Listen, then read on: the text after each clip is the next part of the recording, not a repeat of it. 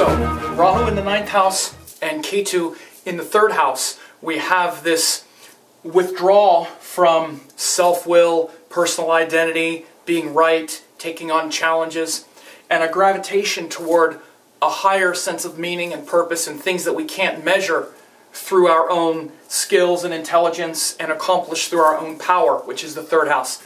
As I said in the earlier video with Rahu in the 3rd house is about our own individuality and self-will, courage, intelligence to figure things out for ourselves. And the 9th house is those things we can't figure out for ourselves, that no amount of worldly intellect will understand, no amount of physical power can accomplish. Those things that are deeper and higher and more philosophical, those things that give our life a higher meaning and purpose.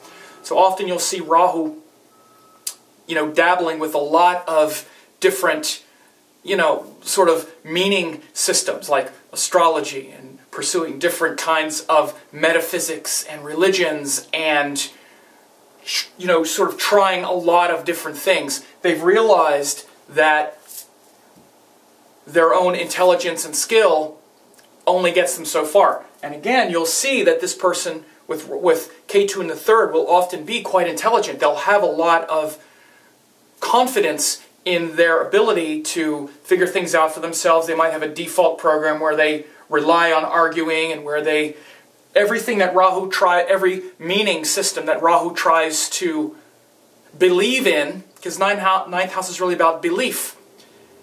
The 3rd house will test it, will test that belief. There's a paradigm of structure wherever Ketu is what we tend to fall back on. So they'll tend to fall back on testing those beliefs, trying to shoot holes in them. But Rahu will keep obsessing over, no, this kind of belief, maybe this is the one, maybe this is the thing. But again, the problem with Rahu is we tend to gather a lot and eat a lot, but not swallow, not digest. Wherever Rahu is, it's the head without the body. So we tend to eat, and not digest.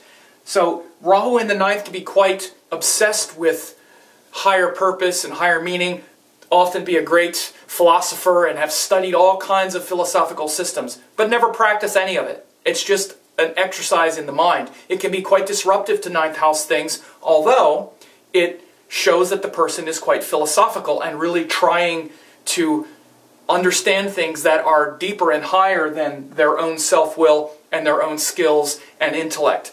So you'll see a lot of seekers with this. A lot of people are interested in astrology. You'll see a lot of times they'll have Rahu in the 9th. You'll see they'll find alternative teachers and gurus. They'll be attracted to foreign kinds of religion and foreign kinds of teaching. They'll have this I'm spiritual but not religious idea, because this is a real 3rd, 9th house thing, and Rahu in the 9th will have a hard time saying I'm religious. They'll tend to say I'm spiritual. I don't necessarily believe in it, or they sort of believe in the bigger picture, but they don't practice a lot of it because they're always saying, well, but what if it's this one? Rahu is kind of flitting around with higher abstract principles. Meanwhile, Ketu is where we have fallen back on our ability to win arguments and take things on through our own courage, will, skills, and intelligence. So this axis is being united with Ketu in the 3rd, Rahu in the 9th. There's an obsession over higher meaning and purpose, but we might be doing a lot of eating and not a lot of digesting.